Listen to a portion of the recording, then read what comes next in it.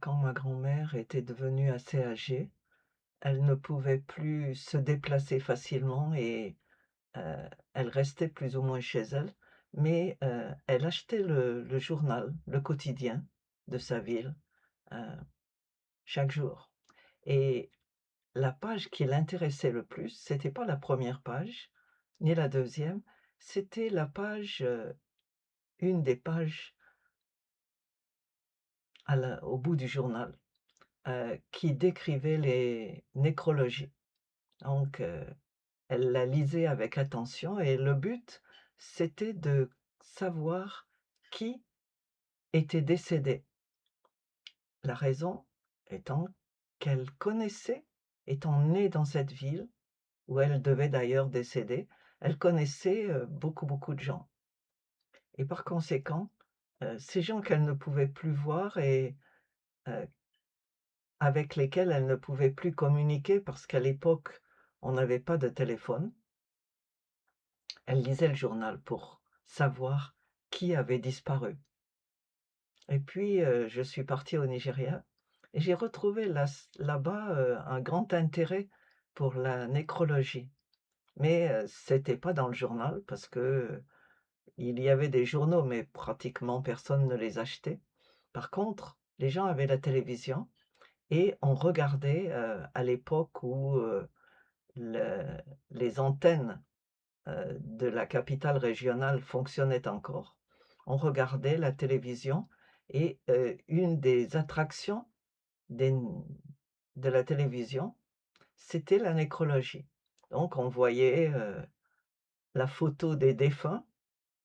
Je me souviens de ça, c'était des photos grandioses où ils étaient habillés, traditionnellement et de manière très chic. Et puis, il y avait des photos de famille avec eux et généralement, l'annonce du décès était suivie des détails concernant l'enterrement, les funérailles et puis, toute la famille et l'intérêt d'ailleurs de la famille, c'était de montrer comment le défunt était vraiment respecté. En France, la nécrologie indiquait seulement, le décès de la personne, la date du décès, sa date de naissance généralement et puis, les détails de l'enterrement. Par contre, au Nigeria, on voyait non seulement la photo, heu, en gros plan de la personne décédée, mais aussi la liste très longue de tous ceux qui lui survivaient. Les enfants, les petits-enfants, les arrière-petits-enfants, les oncles, les tantes, les cousins et chaque, nom était, suivi des qualifications de cette personne. Docteur, professeur, ingénieur et j'en passe. C'était très important pour la famille de louer une dernière fois le défunt. C'était aussi important pour la famille de montrer qu'il n'était pas n'importe qui, que dans cette famille, on était vraiment allé à l'école, qu'on était éduqué, qu'on était connu, qu'on faisait partie de ceux dans la société qui comptaient,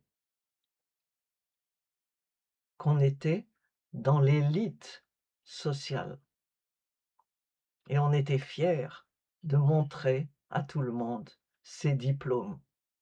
Également, bien sûr, l'occasion était importante pour montrer que cette famille était étendue, qu'elle ne se limitait pas à un ou 2 pauvres survivants, mais qu'il y avait des enfants, des petits-enfants, des mariages, beaucoup, beaucoup de gens étaient, impliqués bien sûr puisque toute, la belle famille faisait aussi partie de la liste et c'était accompagné de musique.